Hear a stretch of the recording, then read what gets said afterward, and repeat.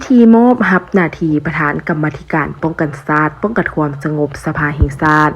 ระหว่างพลตรีวงศ์ศักดิ์พันธวงศ์ประธานกรรมาธิการป้องกันชาติป้องกันความสงบสภาแห่งชาติผู้เก่าและพลจัตวาสุริไสพิจิตรประธานกรรมาธิการป้องกันชาติป้องกันความสงบสภาแห่งชาติผู้ใหม่จัดขึ้นในวันที่31มีนาคม2566โดยมีท่านปริญญาเอกนางสุนทรไสยจักรคณะเลขาธิการศูนย์กลางพรรครองประธานสภาแห่งชาติมีคณะประจำสภาแห่งชาติและภาคส่วนเกี่ยวข้องเข้าร่วมเป็นสักขีพยานในพิธีได้รับฟังการผ่านมติกองประชุมครั้งปฐมฤกษ์ของสภาแห่งชาติ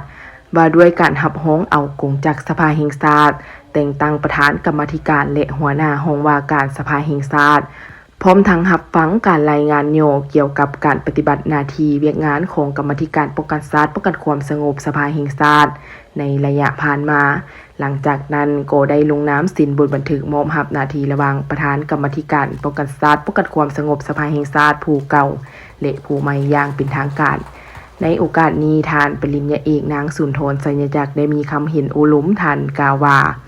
การมอบรับหน้าที่ครั้งนี้เป็นการสืบโตปรับปรุงสับสนบุคลากรเข้าในตำแหน่งสำคัญของสภาแห่งชาติทั้งเป็นการสืบโตนำพาสีนำเวียงงานกรรมาธิการป้องกันชาติป้องกันความสงบให้ดำเนินไปอย่างปกติและต่อเนื่องเพื่อรับประกันการจัดตั้งพันขยายมติกองประชุมใหญ่ครั้งที่12ของพรรคการจัดตั้งปฏิบัติมติกองประชุมครั้งปฐมฤกษ์ของสภาแห่งชาติสุดที่10เข้าในการเคลื่อนไหวเวียงงานของกงจักรสภาแห่งชาติให้ได้รับผลสำเร็จนำเอาผลประโยชน์มาสู่ประเทศชาติและประชาชนลาวบรรดาเผ่า